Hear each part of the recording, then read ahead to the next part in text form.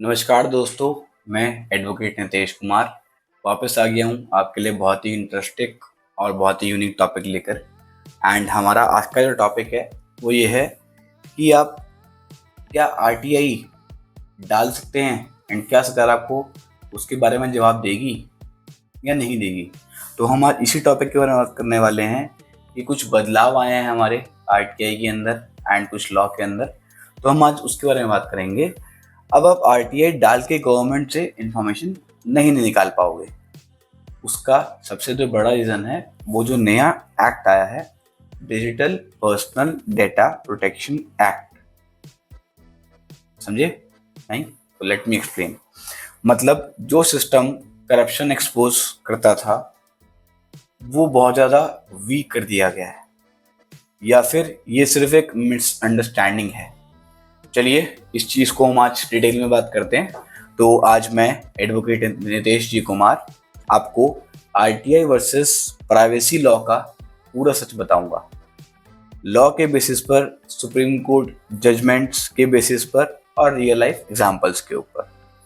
तो पहले हम बात करते हैं सबसे बेसिक चीज़ कि आरटीआई क्या होता है।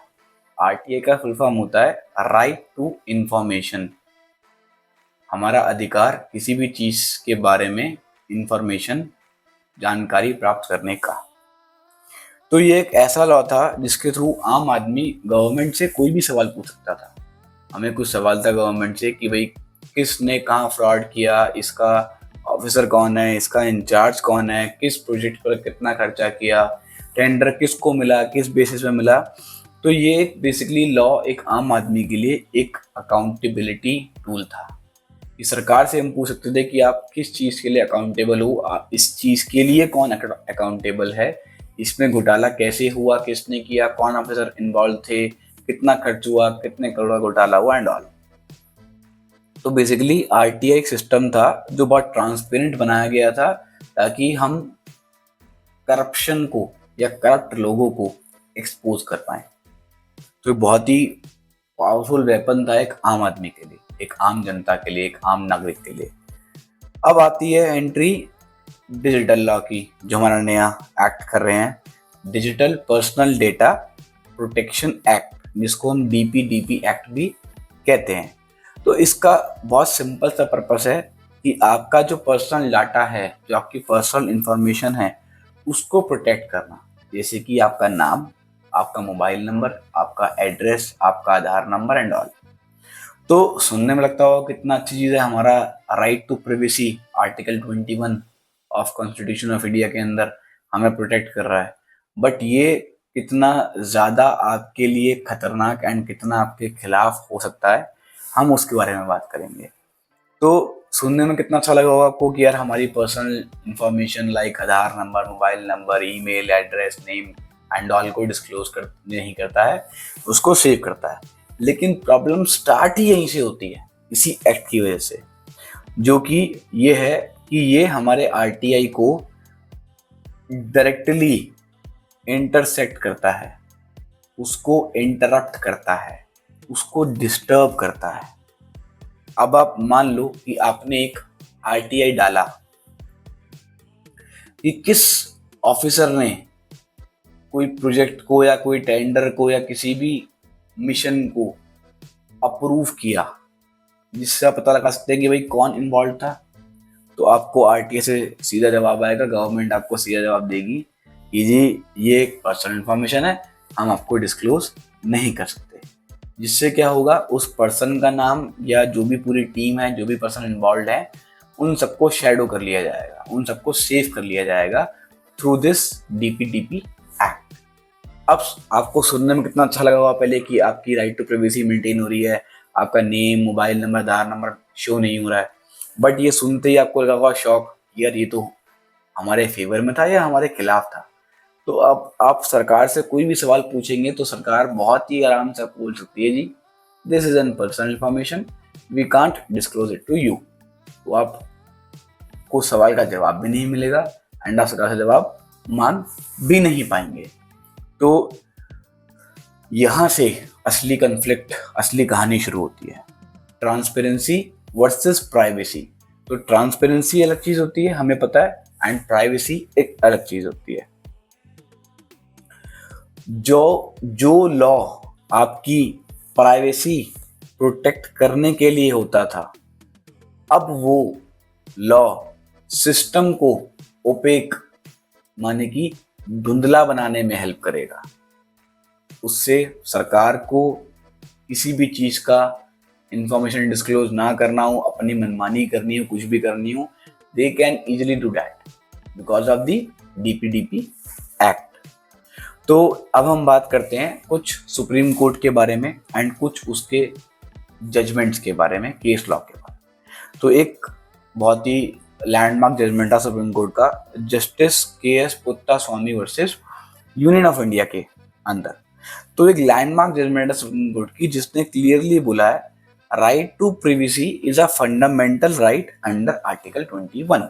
ये हम सबको पता है कि राइट टू प्रिवेसी, हमारी पर्सनल इंफॉर्मेशन या हमारा पर्सनल लाइफस्टाइल को हमारे पास अधिकार है कि इसको हम प्राइवेट रख सकते हैं, हमें सबको डिस्क्लोज करने की जरूरत नहीं है। ये हमारा एक कॉन्स्टिट्यूशन के अंडर, कॉन्स्टिट्यूशन ऑफ इंडिया के अंडर हमें एक अधिकार मिलता है अंडर द आर्टिकल 21। अब हम एक और इम्पॉर्टेंट जजमेंट पे आते हैं, जो कि है गिरीश रामचंद्रा देशपांडे वर्सेस CIC। इस केस में क्या हुआ था? इस केस में कोर्ट ने बोला पब्लिक इंफॉर्मेशन RTI के थ्रू डिस्क्लोज करवानी है तो वो पर्सनल इंफॉर्मेशन जो होगी RTI के थ्रू डिस्क्लोज नहीं होगी जब तक वो पब्लिक इंटरेस्ट को जस्टिफाई ना कर पाए। जैसे कि मान लो हमें कुछ इंफॉर्मेशन चाहिए रिगार्डिंग अ ऑफिसर और regarding a body, regarding a authority, ठीक है, बट वो सिर्फ आपका पर्सनल मैटर को सेटिस्फाई करती है, not the public at large. मतलब वो बहुत सारे लोगों को मदद नहीं करती है इंफॉर्मेशन, वो सिर्फ आपको मदद करती है, आपके काम के लिए, आपके केस के लिए, आपके मैटर के लिए। तो आपको उसके लिए इंफॉर्मेशन डिस्क्लोज नहीं की जाएगी। पहले आपको प्रूव करना पड़ेगा कि जो वो इंफॉर्मेशन आप मांग रहे हैं वो एक सामाजिक तौर पे समाज के लोगों के लिए लाभदायक है एंड उनके फायदे के लिए है। मतलब पहले क्या चीज थी? पहले एक सिस्टम में बैलेंस था। बैलेंस कैसे था? कि आपकी प्राइवेसी भी प्रोटेक्ट थी under the article 21 of the constitution of India and आपका पब्लिक इंटरेस्ट में भी आपको इंफॉर्मेशन बहुत इजीली मिल जाती थी थ्रू RTI। तो central public information officer Supreme Court of India versus Subhash Chandra Agarwal, इस केस के अंदर ट्रांसपेरेंसी और प्राइवेसी का बहुत अच्छे से फर्क, डिफरेंस एक्सप्लेन किया गया था। इस जजमेंट के अंदर दोनों को बैलेंस करना बहुत जरूरी है, ये बताया गया था, ना कि ये बोला गया था कि आप एक को ओवर पावर कर दो एंड एक को अंडर पावर कर दो। तो इस केस में बहुत ही जरूरी था कि आप ट्रांसपेरेंसी भी मेंटेन करें, बैलेंस करें एंड आप एक प्राइवेसी भी मैनेज करें, बैलेंस करें, मेंटेन करें। तो अब सवाल ये है कि डीपीडीपी एक्ट के बाद क्या चेंज हुआ? आपका सवाल ये हुआ ना कि अब सवाल, अब इससे हमें क्या फर्क पड़ेगा? बस यही हुआ कि ना कि हमें इंफॉर्मेशन नहीं मिलेगी, अगर मिलेगी तो हमें पब्लिक एट लार्ज के लिए पहले प्रूफ करना पड़ेगा, ये सबके लिए खाली हमारे लिए नहीं है। बस यही लगा ना आपको? बट प्रॉब्लम ये है कि पर्सनल डेटा, पर्सनल इंफॉर्मेशन का जो स्कोप है, जो एरिया है, उसको वास्ट कर दिया जाएगा, उसको बढ़ा दिया जाएगा।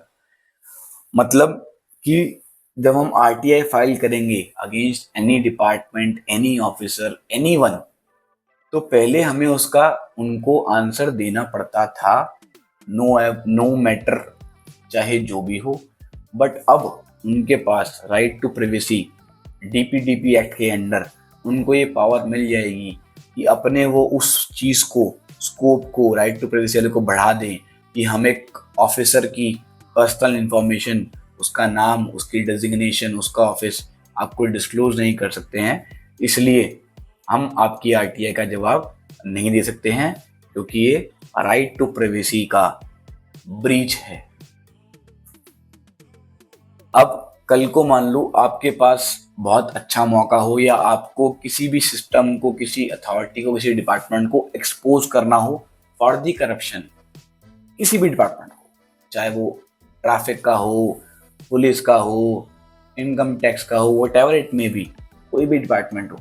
अब आपको लगता है कि आपको वहाँ पे किसी एक डिपार्टमेंट को बर्स्ट करना है, एक्सपोज करना है, तो उसके लिए आपको बहुत सारे एविडेंसेस, बहुत सारे प्रूफ, बहुत सारे फैक्ट्स को डिस्क्लोज करने के लिए इंफॉर्मेशन चीज़ों की पड़ेगी। अब आप उसके लिए बहुत सारी आरटीआई फाइल करोगे। एज ऑफ नाउ तो आपको आरटीआई का जवाब मिल जाता है एंड आपको वो बहुत ज़्यादा हेल्प करता है, आपके लिए बहुत ज़्यादा बेनिफिशियल होता है। बट अब कैसे करोगे? जवाब आएगा पर्सनल इंफॉर्मेशन, एंड आपके पास कोई उसके ऊपर जवाब भी नहीं होगा। गवर्नमेंट सीधा बोलेगी this is an personal information, we can't disclose it to you, thank you. क्या करेंगे आप? तो इससे क्या होगा, बेसिकली करप्शन बहुत ज़्यादा बढ़ जाएगी, सरकार की मनमानी जो है बहुत ज़्यादा बढ़ जाएगी, डिपार्टमेंट की खुद की जो अपनी मनमानी है, उनकी जो मर्जी होगी वो बढ़ जाएगी। अब एक सिंपल सा एग्जांपल देता हूं मैं आपको। आप आरटीआई फाइल करते हैं, ठीक है, किस ऑफिसर ने उस चीज को गलत या पैसे लेके अप्रूव किया, आपको ये जानना है। कोई चीज थी जो आपके अगेंस्ट गई, या कोई टेंडर था जो आपको ना मिल गई, किसी और को मिल गया, एंड यू नो दैट वो इस चीज को के लिए एलिजिबल भी नहीं था, वो इस चीज के लिए परफेक्ट भी नहीं था, and you were the perfect one, you have all the proofs, you have all the documents. Now you need to prove, but for this you need the name of the person who approved that person's tender or that person's file or whatever it may be. But what will you get in reply is this is in personal information, we can't disclose it to you. तो अब क्या होगा, accountability बहुत ज़्यादा कम हो जाएगी, transparency बहुत ज़्यादा कम हो जाएगी, पब्लिक का ट्रस्ट जो है वो बहुत ज़्यादा सरकार के ऊपर या डिपार्टमेंट के ऊपर कम हो जाएगा, क्योंकि तीनों के अंदर क्या बोला जाएगा, personal information can't be disclose, thank you. तो अब फाइनल सच क्या है, आरटीआई खत्म नहीं हुआ है और प्राइवेसी भी जरूरी है, लेकिन प्राइवेसी का मिसयूज हुआ तो ट्रांसपेरेंसी ऑटोमेटिकली खत्म हो जाएगी। मतलब कि लॉ आपको प्रोटेक्ट भी कर सकता है और लॉ आपको हाइड भी कर सकता है। डिफरेंस सिर्फ इतना सही है, यूज कैसे, कहां और कौन कर रहा है।